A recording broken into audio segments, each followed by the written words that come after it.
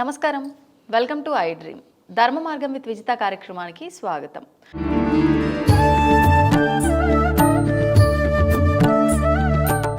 నమస్కారం అండి. శ్రీమాత్రే నమః. గురుగారు, లక్ష్మీ అమ్మవారికి సంబంధించి కొన్ని విధానాలు ఆచరించాలి, అలా ఆచరిస్తేనే అమ్మవారు నిలుస్తుంది అని అంటూ ఉంటారు. అసలు ఏంటి లక్ష్మీ అమ్మవారి యొక్క నివాస స్థలాలు ఏమున్నాయి? నిజంగా అంటే అమ్మవారిని ప్రసన్నం చేసుకోవాలి అని అంటే మనం ఏ రకంగా ఉండాలి, మన ఇల్లుని ఏ రకంగా ఉంచుకోవాలో వివరించండి. తప్పకుండా. నమస్తేస్తు మహామాజే శ్రీపీఠే సురపూజితే శంఖచక్ర గదాహస్తే మహాలక్ష్మీ నమోస్తుతే. మహాలక్ష్మి అయి నమః. ఇది చాలా అందరికీ ఉపయుక్తమైనటువంటిది. ఇప్పుడు లక్ష్మీదేవి యొక్క నివాస స్థానాలు అన్న మాటకి మనం వచ్చినప్పుడు లక్ష్మీదేవికి 5 స్థానాలు నివాసంగా ఉన్నాయి అని చెప్తున్నారు. ప్రతి ఇంట్లోనూ మనకు ఉండేవే. మనం ఆచరిస్తున్నామా లేదా అనేటటువంటిది మనం పరీక్షించుకోవాల్సినటువంటి సందర్భం. అంతే.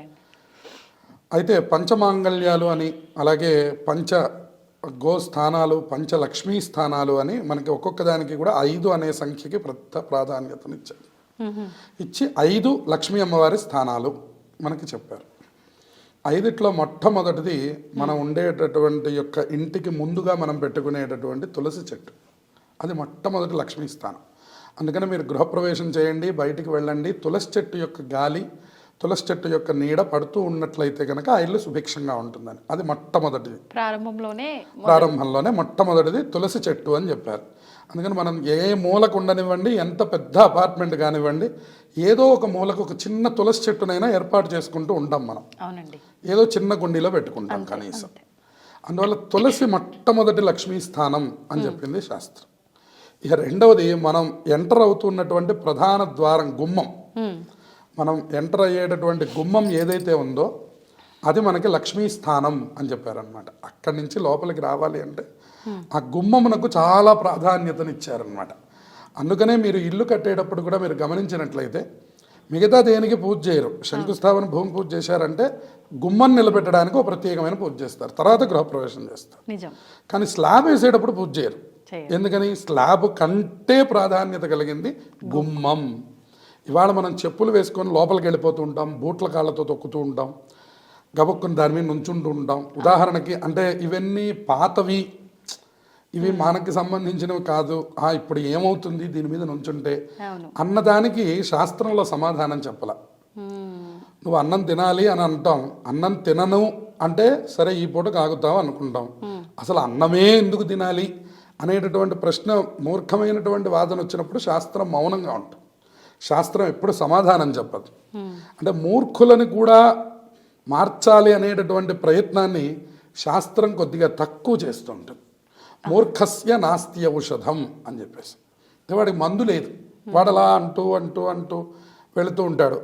మళ్ళీ 10 ఏళ్ల తర్వాత వాడు మళ్ళీ అదే పని చేస్తాడు. వాడంతలా వాడొస్తేనే కరెక్ట్. మనం తప్పించి మీరు ఎంత మార్చే ప్రయత్నం చేయండి అది మారదు. కాబట్టి ఇప్పుడు రెండవ ప్రదేశమైనటువంటి ఈ గుమ్మం ఏదైతే ఉందో దానికి మనం పసుపు రాసుకోవడం, బొట్టు పెట్టుకోవడం, దానికి రోజు కొద్దిగా ఇంకా సాంప్రదాయమైనటువంటి ఇళ్లలో మీరు గమనిస్తే 2 పూలు పెట్టి ధూపం కూడా వేస్తూ ఉంటారు. ప్రతి శుక్రవారం పసుపు రాసి బొట్లు పెట్టడం, అట్లాగే ప్రతిరోజు పూలు పెట్టి ధూపం వేసే సంప్రదాయం కూడా ఉంటుంది.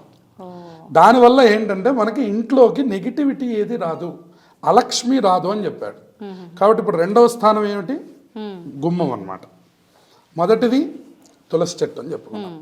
ఇప్పుడు మూడవ దాని గురించి చెప్తున్నారు. ఇంట్లో ఉండేటటువంటి ఇల్లాలు అని చెప్పాడు. మూడవది ఇంట్లో ఉండేటటువంటి ఆడవాళ్ళు. మొట్టమొదటిది భార్య అని చెప్పాడు. భార్య లక్ష్మీ స్వరూపం. ఆవిడని అనుకూలంగానే మనం నడుస్తున్నంతకాలం ఇవాళ అందరికీ అనుభవమే. కొద్దిగా మనం గనక దాన్ని భిన్నం చేసుకున్నామంటే మాత్రం మనకి ఇబ్బందులు అనేటటువంటివి మొదలవుతాయి. అందుకని మూడవ స్థానం మన ఇంట్లో ఉండేటటువంటి మన భార్య. ఆవిడ చక్కగా నవ్వుతూ కనుక నాది అనేటటువంటి స్వతంత్రంతో కనుక ఆవిడ ఎప్పుడైతే ప్రవర్తిస్తుందో ఆ ఇంట్లో లక్ష్మి వర్ధిల్లుతుంది అని చెప్పారు. ఇది మూడవ స్థానం. ఇక 4వ స్థానం ఆవిడ పెట్టుకునేటటువంటి యొక్క బొట్టులో ఉంది అని చెప్పారు. ఆవిడ కనుక బొట్టు లేకుండా కనుక తిరుగుతున్నట్లయితే కుంకుమ బొట్టు, వాటికి మనం ఇంకా రకరకాల, ఇదివరకు కుంకుమే బొట్టు, సరే ఇప్పుడు మనకు అనేక రకాలు వచ్చాయి, అది వేరే విషయం. ఈ కుంకుమ కానీ బొట్టు కానీ గనక ధరించకుండా గనక ఇంట్లో ఉండేటటువంటి స్త్రీలు గనక ఉన్నట్లయితే అది అలక్ష్మి ఆహ్వానం అని చెప్పారు. ఎప్పుడైతే ఇంట్లో ఉండేటటువంటి ఆడవాళ్ళకి బొట్టు ఉండదో, ఇంట్లో ఉండేటటువంటి వాళ్ళందరికీ కనీసం నుదుటన ఎక్కడ, కనీసం స్త్రీలకు ప్రత్యేకత చెప్పాడు. పురుషుల కంటే కూడా, పురుషుడు కూడా బొట్టు పెట్టుకోవాలి, అందరూ పెట్టుకోవాలి. ఈ బొట్టు పెట్టుకోవడం అనేది ఒక ఇంద్రియ సాధన అని చెప్పాడు. అది మళ్ళీ యోగాలో ఉంది. కాబట్టి సరే, మగవాళ్ళు ఎట్లా ఉన్నప్పటికీ కూడా ఆడవాళ్ళ దాకా వచ్చేసరికి మాత్రం తప్పకుండా లలాటంలో కుంకుమ అనేటటువంటిది ధరించి ఉండాలి. ఒకవేళ అది గనక లేకపోయింది అంటే అలక్ష్మీదేవిని మనం ఆహ్వానం చేస్తున్నట్టు. మన ఆయుర్దాయంలో లోపం కలుగుతున్నది, అవయవాల్లో లోపం కలుగుతున్నది. ఇవాళ అన్ని రకాల క్యాన్సర్లు రావడానికి కూడా ఇదే కారణం అవుతున్నది. ఇప్పుడు పెట్టుకోకపోతేనే ఇన్ని అనర్థాలు అన్నారు. కొన్నిసార్లు పెట్టుకుంటుంటే కింద పడిపోతూ ఉంటుంది కుంకుమ భరిణ. అలాంటప్పుడు చాలా మంది భయపడేది ఏంటంటే భర్తకి ఏమైనా ఇబ్బంది వస్తుందేమో అని. ఇప్పుడు మీరు చెప్పిన దాన్ని బట్టి లక్ష్మీ నివాస స్థలాలు అన్నారు కాబట్టి, అంటే ఇంట్లోంచి లక్ష్మీదేవి వెళ్ళిపోతుంది అనా? మరి ఈ రెండు ఇట్లో ఏ రకంగా? అంటే లక్ష్మీదేవి ప్రత్యేకంగా వెళ్ళిపోవడం అంటే ఆవిడ అసలు ఎప్పుడు చెంచల, ఫస్ట్ మనం గుర్తుపెట్టుకోవాలి. ఆవిడ సహజంగా చెంచలాయ నమః పాదవ పూజయామి అని మనం అమ్మవారికి పూజ చేస్తుంటాం. ఆవిడ సహజంగా చెంచల. ఆ చెంచలకి మీరు మళ్ళీ ఇంకా చెంచలత్వం తెప్పిస్తున్నాం. ఏమిటి అంటే మనం పెట్టుకుంటున్నటువంటి కుంకుమ భరణ పడిపోవడం, అదొక శకునాన్ని సంకేతం చేస్తున్నప్పుడు మనం దానికి సంబంధించినటువంటి జాగ్రత్తలు తీసుకుంటే సరిపోతుంది. ఇదేదో భయం అనేటటువంటి మాట కంటే అది ఏ సందర్భంలో మనకి జారింది, దానివల్ల ఒక్కసారి మనం వెళ్ళి అమ్మవారి దగ్గర సర్వమంగళ మాంగళ్యే శివే సర్వార్థ సాధికే శరణ్యే త్రయంబకే గౌరీ నారాయణి నమోస్తుతే. అమ్మ జారిపోయింది పొరపాటున, మనం ఇట్లా పట్టుకోపోతాం ఏదో, అది ఇట్లా పట్టుకునేటప్పుడు లేదా పైన ఉన్న కొమ్ము సరిగ్గా లేకనో, ఏదో పైన పట్టుకుంటే కింద దూడి పడిపోయిందనో, ఏదో ఒక కారణాల ద్వారా అది కింద పడిపోయినప్పుడు మనం దాని గురించి ఎక్కువ చింతించక్కర్లేదు. ఆ అమ్మవారి దగ్గరికి వెళ్ళి ఒక్కసారి ఈ శ్లోకం చెప్పి నమస్కారం చేస్తే ఆవిడ సర్వమంగళాదేవి అందరికీ ఐశ్వర్యాలను అనుగ్రహిస్తుంది. ఇప్పుడు మీరు సందర్భం చూసుకోవాలి, సమయము అన్నారు. అంటే పడినప్పుడు ఇప్పుడు మామూలుగా ఈ సౌభాగ్యకరమైన వాటిలో విశేషంగా శుక్ర మంగళవారాలు ఎక్కువగా పట్టించుకుంటూ ఉంటారు.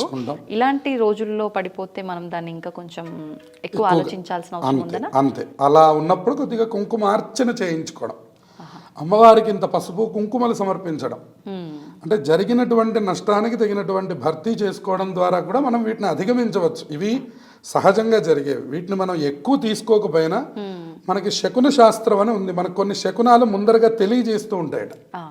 అటువంటప్పుడు మనం ఏం చేయాలి అంటే దానికి తగినటువంటి అలర్ట్గా ఉండాలి. మనకి ఎప్పుడో హెల్త్కి ఇబ్బంది వస్తుందని ముందుగా హెల్త్ ఇన్సూరెన్స్ తీసుకోవడం ఎట్లాంటిదో, వైదికమైనటువంటి మార్గంలో మనం భక్తి అనేటటువంటి ఇన్సూరెన్స్ ఎప్పుడు మనతో ఉన్నట్లయితే భగవంతుడు మనల్ని రక్షించడానికి సర్వదా సిద్ధంగా ఉన్నాడండి అన్నాడు. అప్పటికప్పుడు వెళ్ళి అప్లికేషన్ పెట్టుకుంటే ఇన్సూరెన్స్ క్లెయిమ్ అవ్వకుండా ఉన్నట్లు, నువ్వు ఎప్పుడో కష్టం వచ్చినప్పుడు భగవంతుడా అంటే ఆ కష్టం వెంటనే నెరవేరకపోవచ్చు. దానికి మనం భగవంతుడిని నిందించకూడదు. నువ్వు చిన్నప్పటి నుంచి ఉండవయ్యా అని నీకు 100 సంవత్సరాల ఆయుర్దాయం ఇస్తే, నువ్వు 60వ సంవత్సరం హార్ట్ అటాక్ వచ్చిందండి అని భగవంతుడిని నేను ప్రార్థించాను కానీ ఆయన రాలేదంటే అది ఎంతవరకు సమంజసం? అట్లా మనం ఇట్లాంటి శకునములు జరిగినప్పుడు తగినటువంటి విధానాన్ని వెంటనే ఆచరిస్తే మనకి ఇబ్బందులు అనేటటువంటివి వెంటనే తొలగిపోతాయి. ఉదాహరణకి చెయ్యి మామూలుగా జారింది, ఎక్కువ పోలేదు అనుకున్నప్పుడు శ్లోకం చెప్పి అమ్మవారికి నమస్కారం చేయడంతో పోతుంది.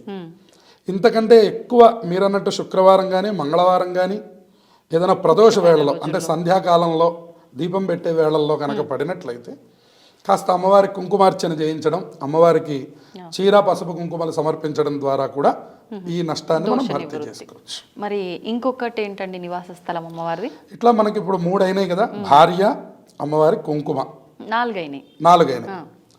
మనకి 4 కాకుండా ఇక 5వది ఏమిటి అని అడిగారు. మనం పెట్టుకునేటటువంటి నైరుతి మూలలో ఉన్నటువంటి బీరువా, నైరుతి మూలలో ధనస్థానాన్ని ఎక్కడ చెప్పారో గనక మనం అక్కడ గనక పెట్టుకున్నట్లయితే అదే లక్ష్మీదేవి యొక్క స్థానం. ఆ నైరుతి మూలలో గనక మనం నెగిటివిటీని ఎక్కువ రాకుండా చూసుకోవాలి. అక్కడికి మళ్ళీ ఇక్కడ భార్యకి సంబంధం ఉంటుంది. నైరుతి మూలే కదా మనం జీవనం అంతా చేసేది. అందుకని నైరుతి మూలలో 3 స్థానాలు చెప్పుకోవాలి. ఒకటి భార్య, తర్వాత ఆవిడ ప్రవర్తన. ఇక్కడ కుంకుమ అన్న శబ్దానికి కేవలం బొట్టు పెట్టుకోవడం అని కాకుండా వాళ్ళ సత్ప్రవర్తన ఆ ఇంటికి లక్ష్మిని తెచ్చిపెడుతుంది. మీరు కనుక అందుకే ఈ సత్ప్రవర్తన గురించి మనకి చారుమతీదేవి అక్కడ బాగా ప్రత్యేకంగా చెప్తారు. ఏది శ్రావణ వరలక్ష్మీదేవి యొక్క దీంట్లో ఆవిడేమీ లక్ష్మీ పూజ ఏం చేయలేదండి. ఆవిడ లక్ష్మీదేవి గురించి ఏమీ తపస్సు చేయలేదండి. కానీ లక్ష్మీదేవి ఆవిడికి సాక్షాత్తుగా కలలో కనిపించిందండి. దేని వలన అని అడిగారండి. తన కర్తవ్యాన్ని తను చక్కగా నెరవేర్చడం వల్ల, భర్తని చక్కగా ప్రేమగా చూసుకోవడం, పిల్లల్ని వాత్సల్యంతో చూడడం, అత్తమామల యందు భక్తి ప్రకటించడం. ఆవిడ చేసిన 3 పనులు. ఆవిడకి వేరే దేవతా పూజలు చేయడం, 2.5 గంటల సేపు కూర్చొని తపస్సు చేయడం ఆవిడకి తెలియదు. ఆవిడకి తెలిసింది ఏమిటి అంటే ఇల్లాలి కర్తవ్యాన్ని ఏ వచ్చినటువంటి అతిథులకు కానీ, బంధువులకు కానీ, ఇంట్లో ఉండే అత్తమామలకు కానీ, భర్తకు కానీ, పిల్లలకు కానీ ఏ రకమైన ఇబ్బందులు కలగకుండా చాతుర్యం లక్షణం స్త్రీణాం ఉద్యోగం పురుష లక్షణం అని చెప్పారు. ఈ చాతుర్యం అనేటటువంటిది ఆడవాళ్ళ దగ్గర ఉండాలట. ఎందుకు ఈ చాతుర్యం ఉండాలంటే భర్త దగ్గర ప్రవర్తించాలి, అత్తమామల దగ్గర ప్రవర్తించాలి, వచ్చిన వాడి దగ్గర ప్రవర్తించాలి, పిల్లల దగ్గర ప్రవర్తించాలి. వాడికి ఇవ్వకూడని వస్తువు ఇవ్వకపోవడానికి ఒక మాట చెప్పాలి, మళ్ళీ దాన్ని దాచిపెట్టినందుకు ఇంకో మాట చెప్పాలి, తర్వాత భర్త దగ్గరికి వెళ్ళి అదే వస్తువు అడిగితే ఆయనకి తీసుకెళ్ళి ఇవ్వాలి. సమయస్ఫూర్తి, దాన్నే చాతుర్యం అన్నారు. ఆ సమయస్ఫూర్తితో ఎవరు ప్రవర్తిస్తున్నారో, ఇక్కడ కేవలం కుంకుమ అంటే ఏమంటే బొట్టు పెట్టుకున్నానండి అయినా నాకు కలిసి రాలేదండి అంటే, ఇంట్లో ఉండే వాళ్ళతో మనం ప్రవర్తించే ప్రవర్తన కూడా ఒక లక్ష్మి అని చెప్పాడు. ఆ ఇంట్లో ఎప్పుడు ఆవిడ వల్ల గొడవలు అవుతున్నాయి అనుకోండి, ఆ ఇంట్లో లక్ష్మీదేవి ఎలా నిలబడుతుంది? అందువల్ల ముందు ఆడవాళ్ళు పరిపూర్ణమైనటువంటి ప్రశాంతతతో ఉండడం, సదా భర్తని, పిల్లల్ని, వచ్చినటువంటి వాళ్ళని అనురాగంతో వాళ్ళకి ఇంత పెట్టడం, దీని ద్వారా లక్ష్మి అనేటటువంటిది ఇంట్లోకి ఆహ్వానం జరుగుతుందన్నారు. ఎప్పుడైతే మనం గొంతు పెంచి మాట్లాడతామో, అనవసరమైన వాటికి కోపం తెచ్చుకుంటామో, అప్పుడు మైల వచ్చినట్టు అని చెప్పారు. కోపో నాశయతే మోహం, కోపో నాశయతే స్మృతం, కోపో నాశయతే సర్వం సర్వం అని చెప్పని ఆయన కోపం గురించి చెప్తుంటారు రామాయణంలో. ఆ కోపం కనుక వచ్చినట్లయితే నువ్వు అసలు నీ యొక్క స్వస్థితిని మర్చిపోతావు. అవును, మర్చిపోయి ఎక్కడ లేని మాటలన్నీ అంటూ ఉంటాం, అమంగళాలు మాట్లాడుతూ ఉంటాం. ఇంట్లో ఉండేటటువంటి ఆడవాళ్ళు ప్రత్యేకించి అమంగళములు పలకకూడదు. ప్రత్యేకంగా మగవాళ్ళకి కాస్త కోపం వచ్చిందంటే వాళ్ళది తాటాకు మంటలాగా వెంటనే వెళ్ళిపోతుందని చెప్పారు. కానీ ఆడవాళ్ళ యొక్క మాటలకి శాపములు అనేటటువంటి పేరుంది. అందువల్ల స్త్రీ యొక్క మాట అత్యంత సౌమ్యంగా ఉండాలి. వాళ్ళు ప్రతి స్త్రీకి వర్తిస్తుంది. అందుకనే ఆడవాళ్ళ జోలికి వెళ్ళొద్దంటుంది ప్రతి మనకి ఉండే సనాతన సంప్రదాయం కానివ్వండి, ఏదైనా కానివ్వండి, స్త్రీ యొక్క జోలికి వెళ్ళకూడదు, స్త్రీ శాపం పొందకూడదు అనేటటువంటిది ఒక ప్రత్యేకమైనటువంటి నియమం. కాబట్టి ఇంట్లో ఉండేటటువంటి ఇల్లాలు, ఆవిడ యొక్క ప్రవర్తన, ఆ నైరుతి మూలలో ఉండేటటువంటి ధన ప్రదేశం, ఈ 5 గనక మనం చక్కగా చూసుకున్నట్లయితే మన ఇంట్లో లక్ష్మీ అమ్మవారు అన్ని వేళలా కొలువై ఉండి మనకి చక్కగా ధన సంపదల్ని అనుగ్రహం చేస్తారు. సాధారణంగా మనం అంటే మన ఆధ్యాత్మిక విధానంలో మొదలు పెట్టాలి అన్నా, మన సనాతన ధర్మంలో ఖచ్చితంగా ఈ పూజలు, ఈ విధానాలు ఇవన్నీ వివరించడంతో పాటే ఇవన్నీ చేయాలంటే కొన్ని నియమాలు, కొన్ని ప్రత్యేకంగా చేయాలంటే ఖచ్చితంగా ఉపవాసం, జాగరణ ఇవి ఖచ్చితంగా ఉండాల్సిందే అని చెప్పి చెప్తూ ఉంటారు. ఎందుకు ఇంత ప్రాధాన్యత ఈ ఉపవాసానికి, జాగరణకి విశేషంగా దాని గురించి వివరించండి. తప్పకుండా. శ్రీ గురుభ్యో నమః. పంచభూతాత్మకమైనటువంటిది మన శరీరం. ఇది ఎప్పుడూ కూడా సుఖాన్ని కోరుకుంటూ ఉంటుంది. శరీరం మనకిచ్చే ఎప్పుడు మెసేజ్ ఏంటంటే నువ్వు కష్టపడు అని ఏ సమయంలోనూ మనకి చెప్పదు. శరీరం ఏమంటుందంటే నాకు కావాల్సిన సుఖాలు ఇవ్వు, నువ్వు అలవాటు చేస్తున్న కొద్దీ అది మనల్ని అలవాటు చేసుకుంటూ ఉంటుంది, ఇంకా ఇంకా లాగుతూ ఉంటుంది వాటి వైపుకి. ఉదాహరణకి మనకి కింద పడుకోవడం అలవాటు ఉండదు 99 మందికి, అసలు పడుకోవడం దాకా వెళ్ళాం, మనం కూర్చోవడం అలవాటు ఉండదు. పూజ అనేటటువంటి సందర్భం వచ్చేసరికి కింద కూర్చోవాలి. ఆ రోజు ఎక్కడ లేని కష్టం మనకు వస్తుంది. ఎందువలన? నిత్యం మనం దానికి సుఖాన్ని ఇస్తున్నాం. ఎప్పుడు పైనే కూర్చుంటున్నాం, ఎప్పుడు భోజనానికి పైనే కూర్చుంటాం, ఇక అన్ని సమయాల్లోనూ పైనే కూర్చోవడం మనకు అలవాటు అయిపోయింది. దానివల్ల ఏమవుతుందంటే పూజ అనేటటువంటిది సందర్భం వచ్చి ఒక సత్యనారాయణ వ్రతం చెయ్యాలి అంటే స్వామిని కూడా పైకి పెట్టేసుకుంటే మనకు సరిపోతుందనే ధ్యాసలోకి వచ్చాం. కానీ చక్కగా ఒక మఠం వేసుకొని పద్మాసనంలో కూర్చొని ఒక సత్యనారాయణ వ్రతం చేద్దాము అంటే అది కొంచెం కష్టంతో కూడినటువంటి పరిస్థితి అయిపోయింది. దానికి శాస్త్రం మనకి ఏం చెప్పిందంటే అసలు ముందు శరీరాన్ని కంట్రోల్లో పెట్టు, దాని తర్వాత ఇంద్రియాలు కంట్రోల్లోకి వస్తాయి. ఇంద్రియాలు కంట్రోల్లోకి వచ్చాక మనస్సు కంట్రోల్లోకి వస్తుంది. మనస్సు కంట్రోల్లోకి వచ్చాక నీ ఆలోచనని నువ్వు కంట్రోల్ చేయగలుగుతావు. అప్పటి వరకు నీకు అసలు ఏది నీ కంట్రోల్లో ఉండదు. నీకు 8 అవ్వగానే ఆకలేస్తుంది, పెట్టకపోతే నువ్వు ఎవరినైనా తిడతావు. ఈవెన్ అమ్మని తిడతావు, నాన్నని తిడతావు, తమ్ముడిని, అందరినీ తిడుతూ ఉంటావు. కానీ నీకు కంట్రోల్నెస్ అనేటువంటిది వచ్చింది అనుకోండి, ఎందుకని ఇవాళ ఇంత లేట్ చేశారు అని ఫోన్ చేస్తాం. చూడండి, ఆ కంట్రోలు, ఆ మెచ్యూరిటీ అంటాం మనం, మాట తీరే మారిపోతుంది.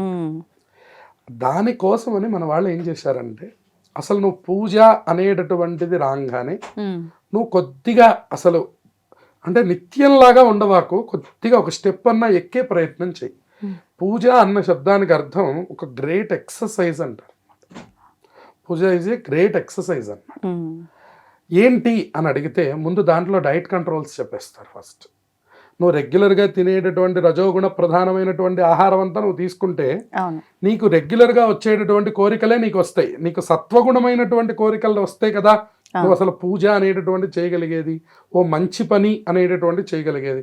పూజ అంటే కేవలం కూర్చోవడం, 4 పూలు పెట్టుకోవడం, అక్షింతలు పెట్టుకోవడం, చల్లుతూ ఉండడం, ఇది కాదు పూజ. మనల్ని మనం ఉద్ధరించుకోవడం బాగా గుర్తుపెట్టుకోవాలి. భగవంతుడిని మనం ఏ పూజతోనూ ఉద్ధరించడం లేదు, అది కూడా బాగా గుర్తుపెట్టుకోవాలి. మరి పూజ వల్ల ఏం జరుగుతుందండి అంటే నిన్ను నువ్వు ఉద్ధరించుకుంటున్నావు అని అర్థం. నన్ను నేను ఉద్ధరించుకోవడం ఏంటి, నన్ను నేను చాలా ఉద్ధరించుకున్నాను, నేను ఇప్పటికే మంచి పొజిషన్లో, ఇది నీకు ఇక్కడ వరకు ఇహలోకం. ఒక్కసారి ఈ శరీరం పడిపోయింది అనుకోండి, నీ వెంట వచ్చేది ఏదీ లేదు అని చెప్తున్నారు అన్నమాట. శరీరం పడిపోయినటువంటి తర్వాత నువ్వు సాక్షాత్తుగా ఈ రాష్ట్రాన్ని పరిపాలించినటువంటి మంత్రిత్వ శాఖలో ఉన్నవాడివైనా సరే తీసుకొని వెళ్ళి బయట పెట్టేస్తారు, టెంట్ వేసి. లేదు మహా అయితే ఒక ఐస్ బాక్స్లో పెడతారు, మంచి ఐస్ బాక్స్లో పెడతారు. తప్పించి రోజు నువ్వు పడుకునేటటువంటి విలువైనటువంటి మంచం మీద మాత్రం నిన్ను ఉండనివ్వరు. అదేంటండి, ఆయన అక్కడే కదా పడుకున్నారు, మరి ఇప్పుడు కూడా ఒక గంట 2 గంటలు అక్కడ ఉంచుతామండి అంటే ఒప్పుకోరు, భార్య సహితంగా ఒప్పుకోదు. అందుకనే శంకరాచార్యులు వారు అన్నారు, గతవతి వాయౌ దేహాపాయే భార్యా బిభ్యతి తస్మిన్ కాయే అన్నట్టు. అదేమిటండి అంటే అది శరీరం అయ్యా. అదేంటండి, వెంకట్రావు గారు కదా, మీరు శరీరం అంటున్నారేంటి అంటే వెంకట్రావు గారు పోయారు. అదేంటండి వెంకట్రావు గారు పోయారంటున్నారు, ఈయనేగా వెంకట్రావు గారు, ఇదిగో ఫోటో ఆయనదే కదా. కాదు కాదు, ఆయన పోయాడు, ఇది శరీరం. మరి ఆయన అంటున్నావేంటి, ఇదే కర్మ అని చెప్పాడు. మీరు ఎవరైతే పోయాడు అంటున్నారో ఆయన కదా వెంకట్రావు, మరి ఇదేంటండి, ఇది శరీరంట. మరి ఇదే నువ్వు బతికున్నప్పుడు తెలుసుకో అని చెప్తున్నారు. బతుకున్న శవాన్ని పట్టుకొని మీరు వెంకట్రావు గారు అని కౌగిలించుకోరండి, వెంకట్రావు గారు పోయారండి అంటారు. వెంకట్రావు గారు ఇంట్లోనే ఉన్నారు కదండి, ఐస్ బాక్స్లో పెట్టారు కదండి అంటే కాదండి అంటారు. దీనికి మనకి ఏం చెప్తుందంటే, నాయన నువ్వు శరీరాన్ని అలవాటు చెయ్యి. అందుకని మన విభాగాల్లో పూజ అనేటటువంటిది మొదలుపెట్టారు. అసలు ముందర నువ్వు శరీరాన్ని కంట్రోల్ చేయడం అలవాటు చేయి. ఎలా కంట్రోల్ చేస్తాం, పొద్దున్నే లేచి నువ్వు ముందు అసలు చల్లనీళ్ళు చేయడం అలవాటు చేయి. 24 గంటలు స్నానం అనగానే గీజర్ వేస్తావు.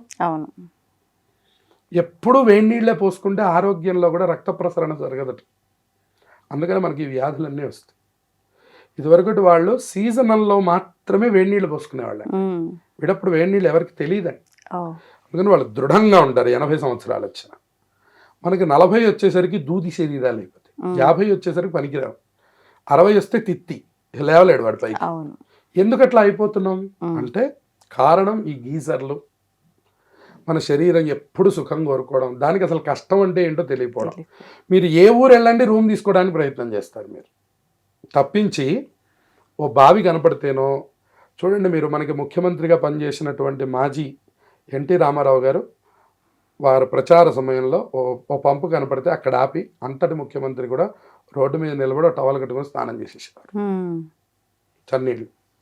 మరి ఆయన అంత హోదాలో ఉన్నారు, ఇప్పుడు ఆయన వెళ్తే రూములు లేవా, ఆయన వేయమంటే నీళ్లు పెట్టేవాళ్ళు లేడా, లేదా వేడి నీళ్ళు దొరకవా? కాదు, శరీరాన్ని అట్లా కష్టపెట్టవలసిందే. అప్పుడే మనకి ఇంద్రియాలు కంట్రోల్లో ఉంటాయి.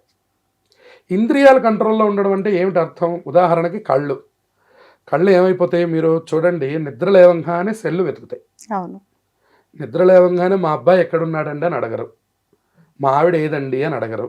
ఫస్ట్ ఏం అడుగుతారంటే సెల్ ఏది, వెంటనే లేచి సెల్ కోసం తడువుకుంటాం. అది కళ్ళకు ఉన్నటువంటి ఇంద్రియ లౌల్యం. ఫస్ట్ సెల్ చూస్తే అమ్మయ్య అని లేస్తాం అనమాట. ఇక చెవులకు కొన్ని లౌల్యాలు ఉంటాయి. ఉదాహరణకి ఏదో మంచి మ్యూజిక్ వినాలని ఒకళ్ళు కోరుకుంటారు, లేదో మంచి వార్త వినాలని కోరుకుంటారు. మనం నిద్ర లేచేసరికి ఎవరో గొడవ పడుతున్నారు అనుకో, కొంచెం మనకి అది అన్కంఫర్ట్ అనమాట. దాన్ని చెవులు కోరుకునేటటువంటి సౌఖ్యం అంటాం, అదొక కోరిక చెవులకి. అలాగే మనం నిద్ర లేవంగానే మనం పీల్చేటటువంటి వాసన, ఒక విపరీతమైన వాసన వస్తుంది అనుకోండి, ముక్కు బాధపడుతుంది. అంతే. ఒక రకమైనటువంటి సన్నివేశాలు చూశారు, లేదంటే పొద్దున్నే తినేటటువంటి ఇడ్లీలో ఉప్పు ఎక్కువైంది అనుకోండి, నోరు బాధపడుతుంది. ఇలా మన ఇంద్రియాలన్నీ ఏం చేస్తాయంటే వాటికి సంబంధించినటువంటి సుఖాన్ని అవి కోరుకుంటూ ఉంటాయి. కళ్ళు కోరుకుంటాయి, చెవులు కోరుకుంటాయి. ఎవరు కోరుకునేటటువంటి కోరికల్ని వాటి కోరుకుంటారు. ఇప్పుడు వీళ్ళందరూ ఇండివిజువల్గా ఉన్నారు. వీళ్ళని మీరు ఒకటిగా చేయవలసిన అవసరం మన మీద ఉంది. అంటే ఇప్పుడు కళ్ళు ఏమంటున్నాయంటే సెల్లు తీయమంటుంది. కళ్ళు చెప్పినటువంటి పనిని బ్రెయిన్ మనల్ని యాక్టివేట్ చేసి, బ్రెయిన్ ద్వారా మన చేతులు పనిచేసి వెంటనే సెల్లు తీసి కళ్ళకి ఎదురకుండా పెట్టాలి కదండి. ఇవన్నిటినీ కంట్రోల్ చేయడానికే మనం ఉపవాసం అని పేరు పెట్టాం. ముందు దీనికి అన్నిటికీ ఆహారం వేయాలి కదా, ఆహారం వేయకుండా అట్టి పెట్టమన్నారు. అట్టి పెడితే ఏంటంటే కాన్సన్ట్రేషన్ ఒక చోట పెడతాయి. ఉదాహరణకి 7 అయితే అమ్మయ్య మనం భోజనం చేయొచ్చు అని మనకు కాన్సన్ట్రేషన్ మొదలవుతుంది మొదట్లో. తర్వాత సరే భోజనం దేవుందిలే, 40 ఏళ్ళు తిన్నాం, ఏదైనా పూజ చేస్తున్నారేమో దాంట్లో పరమార్థం గ్రహిద్దామని 40 ఏళ్ళగా అనిపిస్తుంది. 40 ఏళ్ల నుంచి 60 ఏళ్ల వరకు పూజ మీద కాన్సన్ట్రేషన్ వస్తుంది. 60 ఏళ్ల తర్వాత చేసి ఉన్నాం, పరమాత్మను ఎప్పుడు తెలుసుకుంటాం మనం? ఎంతసేపు గన్నేరు పూల రేటు, చామంతి పూల రేటు, తులసి దళాల రేటు తప్ప మనకేం గుర్తులేవు. ఇక్కడి నుంచి ఒక మెట్టు ఎక్కి అసలు స్వామివారి దివ్యమంగళ స్వరూపాన్ని ఏమన్నా గుర్తుపెట్టుకోగలమా? కానీ మీకు అసలు ఇది ఎక్కడి నుంచి మొదలైందంటే శరీరానికి ఉపవాసం అనేటటువంటి దాన్ని అలవాటు చేశాక మొదలైందండి. మీరు శరీరానికి ఉపవాసం అలవాటు చేస్తే ముందు కాన్సన్ట్రేషన్ అనేటటువంటిది మొదలవుతుంది. మీరు చూడండి, తిని పూజ చేయడం మొదలుపెట్టిన దానికి తినకుండా 2 గంటలు 3 గంటలు ఉంటే కూడా మాకు తెలియలేదండి అన్న షుగర్ పేషెంట్లని మేము వైదిక వృత్తిలో మేము చూస్తూ ఉంటాం. కానీ ఎప్పుడైతే శరీరానికి మీరు ఆహారం వేసేసారో అవన్నీ ఎటుమూలకి అటు సర్దుకుంటాయి. సర్దుకుని ఏం చేస్తాయంటే ఇంకా మిమ్మల్ని యాక్టివ్ చెయ్యవు. అవి వర్క్లో యాక్టివ్ చేస్తాయి కానీ ఫిజికల్గా మిమ్మల్ని యాక్టివ్ చెయ్యవు. మీరు పని చేసుకోవడానికి మీకు పనికి వస్తుంది, కానీ మీరు పూజ చేయడానికి పనికిరాదు. పూజ అంటే నేను మీకు మొదట్లో చెప్పాను, అదేంటది? ఎక్సర్సైజ్. అది ఎక్సర్సైజ్ ఎవరైనా తిని వెళ్తాడా? పొద్దున్నే లేచి 2-3 ఇడ్లీలు తింటారండి శుభ్రంగాను, అప్పుడు నేను మీ దగ్గరికి వస్తానండి అంటారా? లేదు, ఖాళీ కడుపుతోనే వెళ్ళాలి. అట్లాగే దీన్ని కూడా ఉపవాసం అంటే ముందు మిమ్మల్ని మీరు కంట్రోల్ చేయడం, తల మీద నీళ్లు పోసుకోవడం అనేటటువంటి కాన్సెప్ట్ ఎందుకు పెట్టారు అంటే ముందు తల మీద కనుక మీరు ముందు సమస్త యాక్టివేషన్స్ అన్నీ మనకి బ్రహ్మరంధ్రంలో నుంచి మొదలవుతాయి. ప్రతి విషయాన్ని ప్రతి ఇంద్రియము బ్రెయిన్కి చెప్పాలి కదండి. చేతిలో ఈ సెల్ ఫోన్ తీసుకోండి అనే విషయాన్ని బ్రెయిన్కి అది అందిస్తే చెయ్యి పనిచేసి వెళ్ళి సెల్ ఫోన్ తీస్తుంది బయట. అంతే. కాబట్టి యాక్టివేషన్ అంతా బ్రెయిన్లోంచి మొదలవ్వాలి. మీరు ఎప్పుడైతే తలస్నానం చేశారో ముందు అది కూల్ అవుతుంది. దాన్ని నియంత్రించడం మొదలు. అంటే ఏది చెప్తే అది చేయవాకు, ఏది అవసరమో అది చెయ్యి ముందర. అక్కడి నుంచి మొదలైతే కళ్ళు పరమాత్మ వైపుకి తిప్పు, చెవులు పరమాత్మ వైపుకి తిప్పు. అంటే మనం వెంటనే భక్తి టీవీ ఆన్ చేస్తాం, లేదా ఒక మంచి వీడియోలు చూడడానికి ప్రయత్నం చేస్తాం, ఓ మంచి ఆధ్యాత్మికమైన స్తోత్రములు మంత్రములు వినడానికి ప్రయత్నం చేస్తాం. అట్లా మనల్ని ప్రయత్నపూర్వకంగా మనం తిప్పడం. మరి నువ్వు రెగ్యులర్గా ఏం చేస్తావు? ఓ మంచి పెద్ద మ్యూజిక్, లౌడ్ మ్యూజిక్ పెట్టుకొని లేస్తూ ఉంటారు కొంతమంది. అది ఒక ఆనందంతో మొదలవ్వాలని అదొక కాన్సెప్ట్. అది ఇప్పుడు దాన్ని ఏదో జుంబానో ఏదో అంటూ ఉంటారు. దాన్ని ఏదో ఒక యాక్టివ్తో దాన్ని విపరీతంగా సౌండ్ పెట్టి దాంట్లో మనం ఆనందాన్ని అనుభవిస్తే శరీరం యాక్టివ్గా ఉంటుందని. అంటే చెవులకి సంబంధించినటువంటి పని అది, కళ్ళకి సంబంధించిన పని అది. వీటన్నిటినీ కంట్రోల్ చేసే బ్రెయిన్ని మొట్టమొదటి కంట్రోల్లో చేయడానికే మన పూజకి ముఖ్యమైన పని ఏమిటి? తలస్నానం. తలస్నానం తర్వాత పని ఏంటి? ఉపవాసం. నువ్వు వాటన్నిటిని అలర్ట్ చేయాలంటే ఫస్ట్ నువ్వు భోజనం ఆపు. రెగ్యులర్గా తినేటటువంటి దాని నుంచి కొంచెం బయటికి రా. నువ్వు నిద్ర లేవగానే కాఫీ తాగుతావు, ఆ రోజు కాపు. కాఫీ ఆపితే అసలు ఏం జరుగుతుందని చూడు. నువ్వు రెగ్యులర్గా 8 అయ్యేసరికి 4 ఇడ్లీలు తింటావు, అది ఆపి చూడు అసలు ఏం జరుగుతుందో. 12 అయ్యేసరికి లంచ్ తింటావు. అసలు అది ఆపి చూడు ఏం జరుగుతుందో అనేటటువంటి నీ గురించిన నీ పరిశోధన నువ్వు మొదలు పెడితే, ఇది భగవంతుడి కోసం అంటూ ఉంటాం మనం. కాదు కాదు, మనల్ని మనం ఉద్ధరించుకోవడానికి. ఇప్పుడు ఎప్పుడైతే మనం కాఫీ ఆపేసామో బ్రెయిన్ చిన్న డిసప్పాయింట్మెంట్లో కొన్ని పనులు యాక్టివ్ మొదలు పెడుతుంది అనమాట. చూడండి, మనకు కోపం వస్తే పిల్లలు ఇంకొంచెం ఎక్కువ పని చేస్తారు. అంటే నీకు ఇవాళ 9ంటికి కానీ అన్నం పెట్టను రా, నన్ను ఏం కదిలించవాకు అన్నాం అనుకోండి, వాడికి కోపం వస్తుంది. వాడికి సరే 9ంటికి అన్నావు కదా, అప్పటిదాకా నేనేం మాట్లాడినాను, వాడు కొన్ని పనులు చేస్తాడు. 9ంటికి చూపు చూస్తాడు మనల్ని, పెడతావా 9ంటికి పెట్టవా నువ్వు చెప్పిన టైం అని. అంటే మనం అంటాం ఏం పొద్దున గంట సేపు కరెంట్ పోయింది, వర్క్ కాలేదు, ఇంకో గంట లేట్ అవుతుందని చెప్తాం. వాడికి మళ్ళీ కోపం వస్తుంది, నియంత్రిస్తాడు వాడు. సరే కానీ 10ంటికి కదా అని వాడు మళ్ళీ ఆ గంట మళ్ళీ భోజనం గురించి డిస్కస్ చేయడు, వాడు వదిలేస్తాడు. అట్లాగే ఇంద్రియాలని కూడా మనం అలవాటు చేస్తాం. ఓహో నువ్వు కాఫీకి అలవాటు పడిపోయి 60 సంవత్సరాలు కాఫీ తాగుతూనే ఉండవాకు, కొంచెం ఆపు. 8 అయ్యేసరికి తిండమే ప్రధానంగా పెట్టుకోవాకు, కొంచెం ఆపు. ఏకాదశి రోజు ఆపు, సోమవారం రోజు ఆపు, శనివారం రోజు ఆపు. ఇవి మొదలు పెట్టాలి. ఇది దీని ద్వారా భగవంతుణ్ణి చేరడంతో పాటు అసలు ముందు మనల్ని మనం చేరతాంట. నేను ఏ పనైనా చేయగలను అనే కాన్ఫిడెన్స్ కూడా తెచ్చుకుంటాంట. దాన్నే మన వాళ్ళు ఇంటర్మీడియట్ డైటింగ్ అంటున్నారు. ఓన్లీ లంచ్ తీసుకోవడమే తప్పించి నువ్వు ఫుడ్ వైపుకి ఆలోచించవాక. అసలు నీకు ఇంత నాలెడ్జ్ ఉంది, ఇంత టాలెంట్ ఉంది, దీన్ని నువ్వు తీసుకెళ్ళి నీ ఫుడ్ మీద పెడుతున్నావు. నీ దైనందినమైన జీవితంలో నీకు అవసరం లేని ఎన్నో అంశాల మీద పెడుతున్నావు. నీ అవసరమైన అంశం మీద పెట్టడమే ఇంటర్మీడియట్ డైటింగ్. చూడండి, వాటర్ తప్ప ఏం తీసుకోరు. మరి అదేగా ధర్మశాస్త్రం చెప్తుంది. నువ్వు వాటర్ తీసుకోవద్దని చెప్పలేదే. అలా శరీరాన్ని అలవాటు చేస్తే నువ్వు చెప్పిన మాట విని నువ్వు కూర్చోమన్నంతసేపు కూర్చుంటుందిట ఆ శరీరం. అందుకనే ఉపవాసం పెట్టారు. ఇక రెండవది జాగరణ అని మీరు అడిగారు. జాగరణ అంటే చూడండి, కొంతమందికి మనం 9 అయ్యేసరికి ఎక్కడ లేని నిద్ర వస్తూ ఉంటుంది. రావాలి, అలా వస్తేనే ఆరోగ్యం. కానీ అంటే ఎప్పుడు సుఖపడుతూనే ఉంటావా? అసలు ఇంకోవైపు తిరిగి చూడవా? ఒకటి ఇది తత్వంలో మనం చెప్పుకునే అర్థం. ఇక రెండవ అర్థం చెప్తున్నారు, రాత్రి అనేటటువంటి దానికి సంబంధించి కొంతమంది దేవతలు ఉంటారు. వేదంలో రాత్రి అనేటటువంటి ఒక సూక్తం చెప్పారు. రాత్రి సూక్తము అని ఒక ప్రత్యేకమైనటువంటి సూక్తం ఉంది. అది రాత్రికి సంబంధించిన దేవతల మీద ఉంటుంది. అందుకనే మనకి శివరాత్రి జాగరణ చేస్తారు, కృష్ణాష్టమి జాగరణ చేస్తారు. ఇలా మనకు కొన్ని జాగరణలు చెప్పబడి ఉన్నాయి ధర్మశాస్త్రంలో. ఇవి జాగరణలు చేసి పొందండి అయ్యా అంటున్నారు. తొలి ఏకాదశి వచ్చింది అనుకోండి, తొలి ఏకాదశి కూడా జాగరణ చేస్తారు, చేసి ద్వాదశి రోజు భోజనం చేస్తారు. జాగరణ చేయమంటుంది. అయితే జాగరణ అంటే ఏమిటి అర్థం అంటే, ఈ శరీరానికి నువ్వేం చేసావు, రోజు రాత్రి కనీసం 10 అయ్యేసరికి నువ్వు నిద్రపోవు, కానీ ముందు మంచం మీద తీసిపోయి శరీరాన్ని పడేస్తావు. అంతే. అక్కడి నుంచి ఫోన్ చూస్తూ ఉంటావు. నీకు ఫోన్ చూడడానికి 1 గంట వరకు టైం ఉంది, కానీ నువ్వేదైనా స్తోత్రం చేయరా అంటే అవన్నీ నేను ఎక్కడి నుంచి చేస్తానంటావు. భగవంతుడి విషయం విను అంటే నాకు విసుగ్గా ఉంది అంటావు. అంటే నీ సాధన, నీ మీద నీ కంట్రోల్ ఏమీ లేదు అని అర్థం.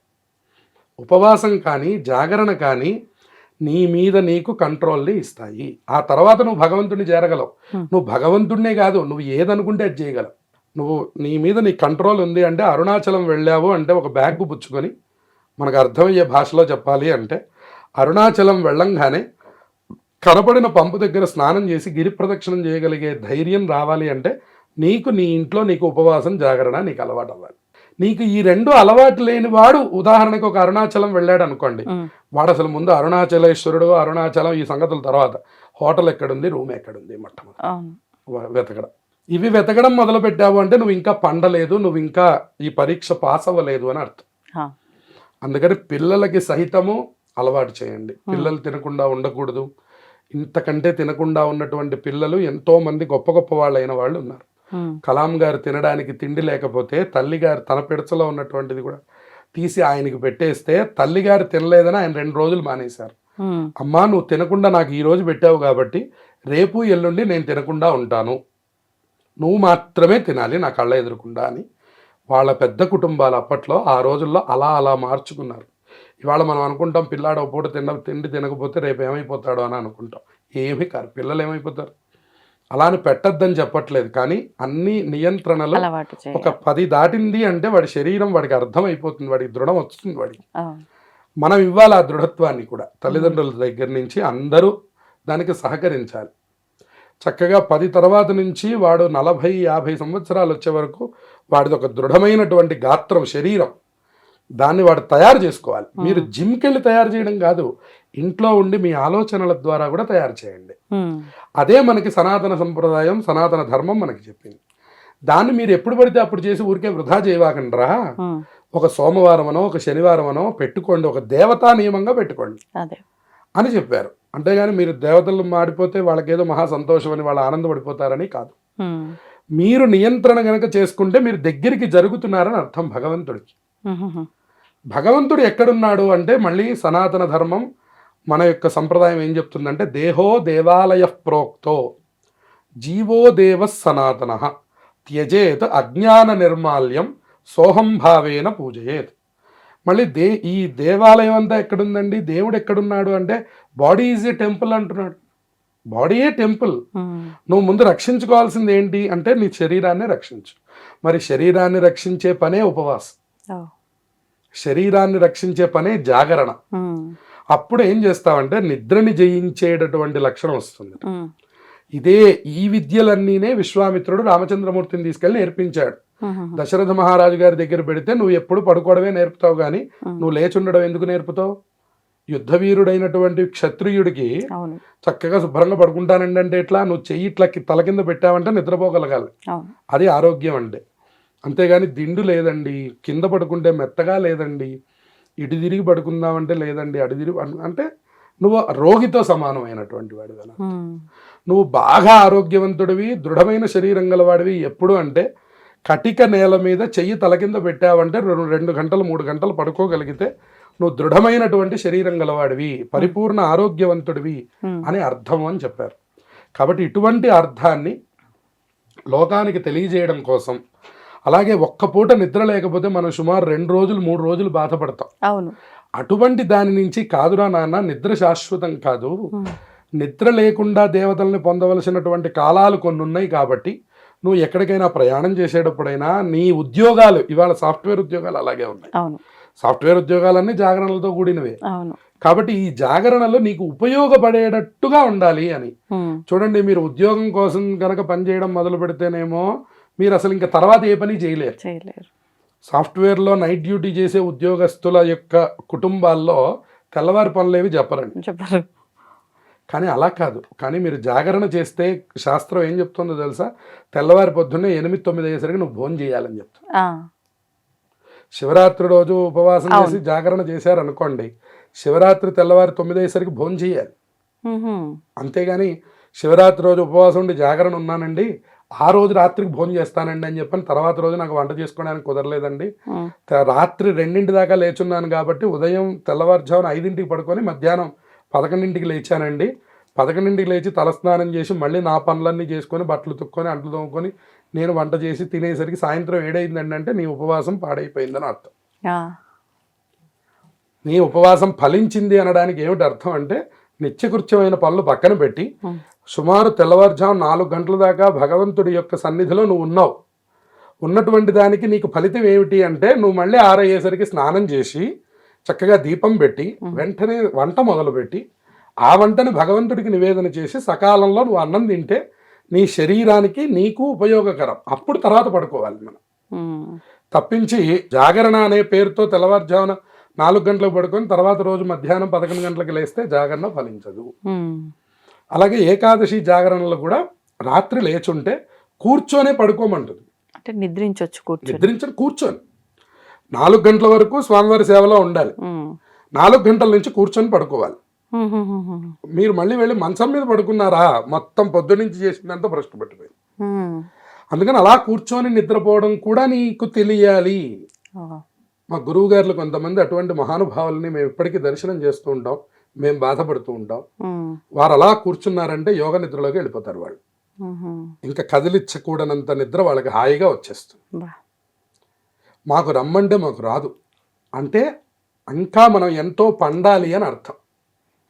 కాబట్టి ఏంటంటే మీతో పాటు నేను కూడా ఇంకా బాగా పండాలి అంటే శరీరానికి ఉపవాసాలు జాగరణలు అన్నీ కూడా అలవాటు చేసి వీటిల నుంచి మనం పండి ఆ శరీరాన్ని అలా గనక మనం అలవాటు చేసుకుంటే నువ్వు ఏ పనికైనా నువ్వు సిద్ధపడ్డావు అని అర్థం తప్ప ఉపవాసం అంటే కేవలం భోజనం మాని భగవంతుడి దగ్గర కూర్చోవడమనో, జాగరణ అంటే కేవలం నిద్ర మానేసాం కానీ రాత్రి వేరే సినిమా చూసామనో అనేది కాకుండా నువ్వు ఒక కాన్సన్ట్రేషన్గా ఒక పని మీద ఉన్నావు అంటే శరీరం దానికి తగ్గ యాక్టివేషన్ అది చేసేసుకుంటుంది. నువ్వు ఇవాళ అన్నం తినను అని నువ్వు గనక బ్రెయిన్కి గనక నువ్వు చెప్పేశావు అంటే ఇంద్రియాలన్నీ కూడా ఎక్కడొక్కడ సర్దుకుపోతాయి. నువ్వు తింటాను అన్నావంటే వాటికి తగ్గట్టు అవి వచ్చేస్తాయి. అంతే అంతే. మీరు ఎప్పుడైనా గమనించి చూడండి, అవును. నాకు ఇవాళ 2 వరకు ఆహారం దొరకదు అని మీరు ఏ ఊరెళ్ళైనా నిర్ణయించుకున్నారంటే షుగర్ వాళ్ళైనా బీపీ వాళ్ళైనా మీ మైండ్కి మీరు చెప్పేశారు అంటే అంతే, మీకు దానికి తగ్గట్టే బాడీ తయారైపోతుంది. అవుతుంది. అవును. అట్లా మీరు ఆలోచన చేసి చక్కగా మీరు ఉపవాసాన్ని కానీ జాగరణను కానీ ఆనందంగా చేయడం ప్రారంభం చేయాలి. దాని ద్వారా దేవతా అనుగ్రహాన్ని పొందుతారు, శరీర దృఢత్వాన్ని కూడా మీరు అందరూ పొందగలుగుతారు. ధన్యవాదాలండి. శుభమస్తు. దీన్ని తవ్వండి, తవ్వుతూనే శివలింగం. పరమాత్మకు జీవా సరే దాన్ని అట్లా కప్పేసేయండి, చూపించదండి. Krishna is there. మూర్తి పూజ కాదు, సాక్షాత్ బ్రజేంద్ర నందన భగవాన్ ఉన్నారు మూర్తిలో. ఏమీ ఆశించకుండా ఆరాధించే వాళ్ళు కూడా ఉన్నారా ప్రభుజీ? నిజమైన భక్తి అంటే మనకు తెలియదు కాబట్టి